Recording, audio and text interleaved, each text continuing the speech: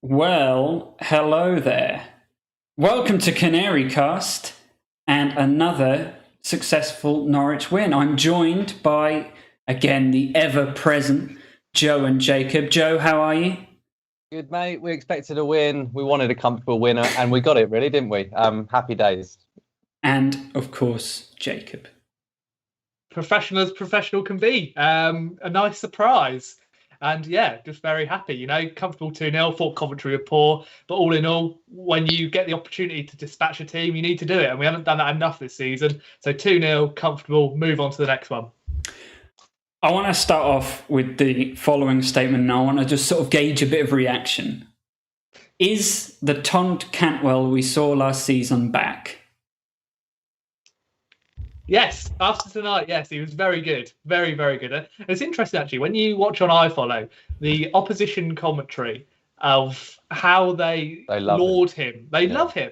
Yeah. And it's very interesting because obviously he's a local lad. It's probably takes it for granted at times, probably take the whole kind of style for granted. But it's not Emi Buendia they pick out, it's Todd Cantwell. Time and time again, how good he is on the ball, how he beats players with ease. There's one part in the first half which we tweeted out and saying when Coventry are pressing us high on the edge of his own box, it's suicide anywhere else if he loses it. Little back heel, absolutely mugs off. I think it's Gustavo Hamer, might be another Coventry player, but it was just wonderful. And to be fair, again tonight he's getting that consistency now. Where at the start of the season, I'm happy to say, yeah, I completely lambasted him because he was poor. He was really poor, and that was because the previous season he'd been so good, especially defensively and work rate. And I'd never seen him walking around a pitch before. I think he believes his own hype, transfer rumours, all that. I'm happy to say that, but now he's knuckled down. He's back into his best kind of headspace, and has actually improved from last year, actually, Harvey, because he's owning games in the Championship. He knows he's better than these players, and he's taken it on with alongside Emi Buendia, and it's just a really nice kind of a duo there, and then Timo up top scoring the goals as well. It feels like we're getting there now. Is he the sort of answer? Because there was a big sort of debate about this number 10 position, and no one really filled it properly. Is he the sort of answer to that, Joe? I think it would be nice to see him there. I'd like to see what he could do there. He's not exactly short either. He's sort of got the height, maybe a bit slight, but then Stiepermann is no tank, so I think it would be worth a go. I'd like to see him there to see if we haven't got to go out and get a new number 10. Maybe we can slot one in with Cantwell. But yeah, to further Jacob's point, good to have you back, Todd. Let's see it every week, especially if we lose Emi for a couple of games again. You've got to fill his shoes. But it's great to have you back, and he has been really good recently. Fair enough. Let's talk about these goals then. Not bad, actually. There was an actual decent flick in there. What do you reckon? First one is reminiscent of years gone by, isn't it? You can name off the amount of times on your head. Poor from Coventry, like the amount of space. You don't give Emi Buendia that space. It's a wonderful through ball. And Timo, that's what he does. Even on a bobbly pitch, slides it first time. There was a couple of opportunities before that where he tried to slide it across to Todd, and you're thinking, why? Like 2 years ago, you finished that, mate. You don't even think a second anyone else. You dispatch and it's a goal. But now it's much better from him. And the second one is lovely. Typical Timo Pukki, working hard, winning it back, and laying it off to Emi. And it's a nice little finish. Great time to score that second as well. It felt like the game was over at half time, didn't it? Which is probably not the best stance to take because that can be a bit dangerous, get a bit complacent. But you did feel like we had the points in the bag at half time, or I did anyway. The thing is, like I was saying at the very start, if they give you the opportunity to kind of punish them, you have to. Yeah. We haven't done that enough. We let teams come back into it, and they did come back into it. They gave us a lot less respect in the second half. But if they're being poor, you put them away. And we did. And second half, it was more just about kind of seeing it out, which I feel more comfortable about this team now. As long as Ben Gibson and Grant Hanley are in that centre-back partnership. If there's anyone else, then you're a little bit like, okay, let's just be careful. But no, if you get the opportunity, dispatch, and we did that. Looked like a team that was top against a team that was 20th. Let's talk about Hanley and Gibson some more, because they've been quality for months now, both of them. And they've made such a difference. Set pieces, open play, everything. It's the confidence, isn't it? They're in sync. How long? I don't think we've seen a season where Grant Hanley, since he's been here, has not been injured. Because each season he's been here, he has gone on good runs and then stuttered, or he's been injured at the start and then gets injured. Let's not forget, behind James Maddison in his first year, he was second in the Player of the Year vote. Like, he's a class centre-back, especially at this level. I think last year we saw that he can step up as well. And Ben Gibson, I don't know what the hell happened at Burnley. They seem to be kind of rubbing up the wrong way. Probably can't. Ben Mee and James Tarkowski are good, very solid, and that's probably what Sean Dyche likes. But this guy, how on earth he's been allowed to waste a couple of years of his career is criminal, really, isn't it? Because he is a proper good centre back. No wonder you could see when he was with Middlesbrough, he's being linked with the likes of Chelsea. Maybe he's not that good, but he just looks so solid, doesn't he? And alongside Grant, they complement each other really well, don't they? Let's just take a quick interlude and to thank people who are watching. Give us a like; it does help. Makes the algorithm actually notice a small little channel like ours. But the thing that I'd love you to do is share the tweets and the video. Let's get ourselves a nice big audience and let's get a good conversation on Canary. And comment. And give us a down comment. Below. We've had a couple of good ones from Ollie. Buendia will assist Pukki in taking your wife. No. Let's not go any further than that. But he's maybe looking mad, to be fair. Good for him. That's what I'd say. This Norwich team recently, over the last couple of games, looked like a team that actually punish those opportunities, don't they? If they are delivered an opportunity, they actually punish and put the ball in the net. Now, what's the difference between this Norwich and the Norwich of, let's say, 2 months ago that seemed to be stuttering? I think it helps that today we're a little bit sharper. And to be fair, in the last couple of games in particular, that 3 is very interesting because Daniel Farke seems to have binned off the number 10, because Mario has been there and kind of been told, right, this is where you have to be, Mario. This is what we've had for the last 4 seasons. We've always had a number 10 who sits in there. But recently, I don't know if this Daniel Farke thing, Mario Vrancic is they've both conversed and said, right, he needs to be deeper, going into the box later, or just starting off moves deeper. And it allows the likes of Skip or McLean to get forward, just allows that a little bit more fluidity. And the main difference, of course, is Emmy. He stretches everyone.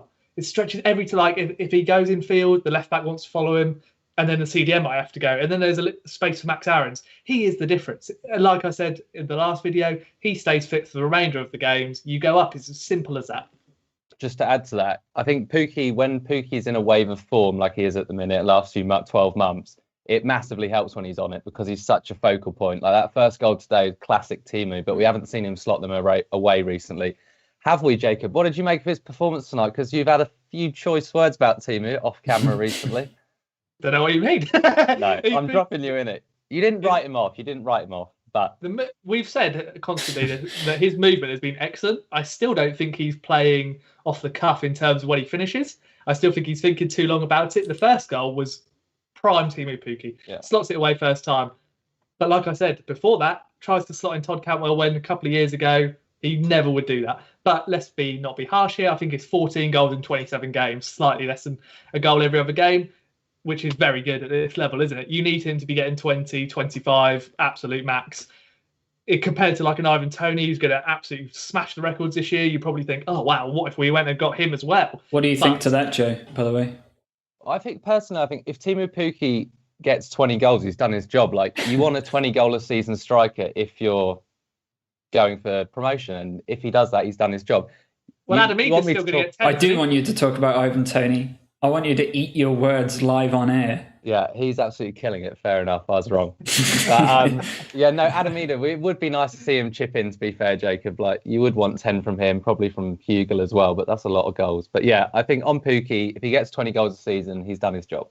What you're saying as well, Harvey, in terms of what the difference is a couple of months ago, this year, this championship, record kind of low in terms of goals.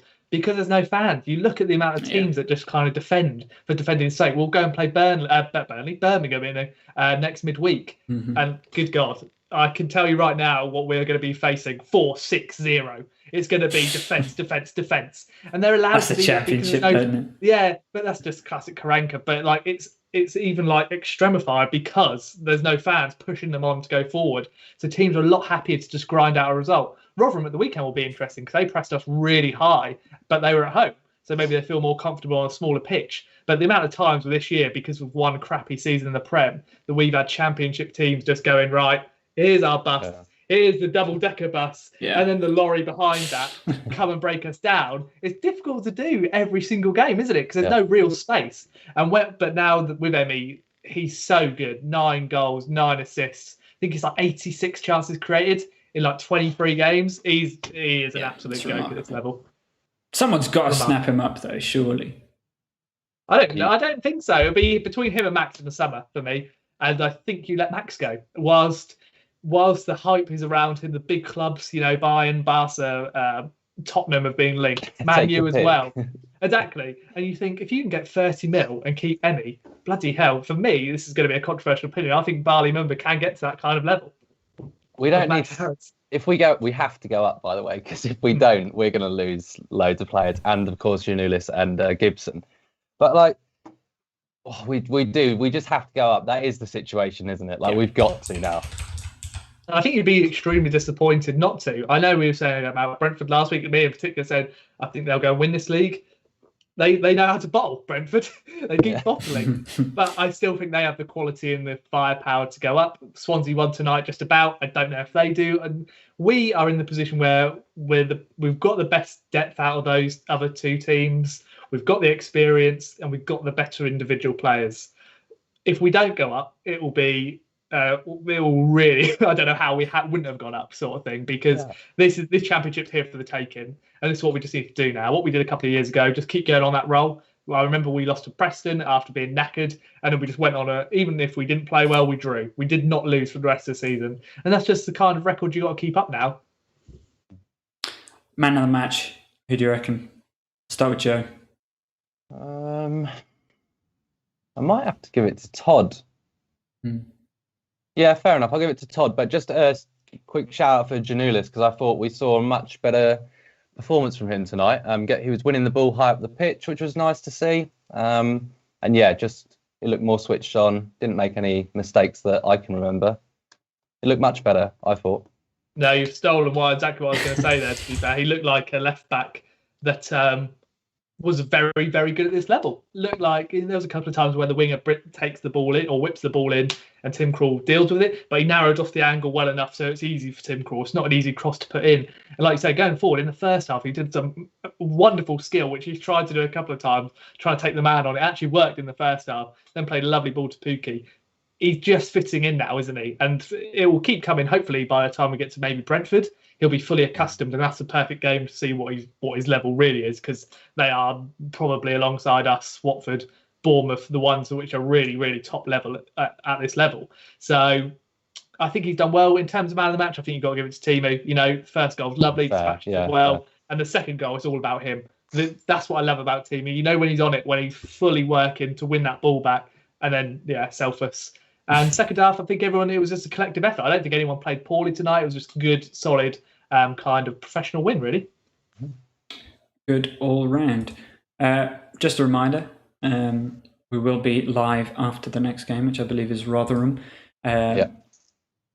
Let's drum up a little bit of interest in this next one, and let's get a good audience for next time. We appreciate everyone that's joined us today.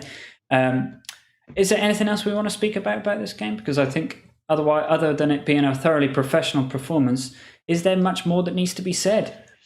I think we could spend 5 minutes on Rotherham. That's Rotherham at home. I know Paul Warne's a City boy, but we've got to win that. They don't get much more must-win than that. No, you just got to keep going now, haven't you? It's exactly that. I think, 30 games played, 61 points now?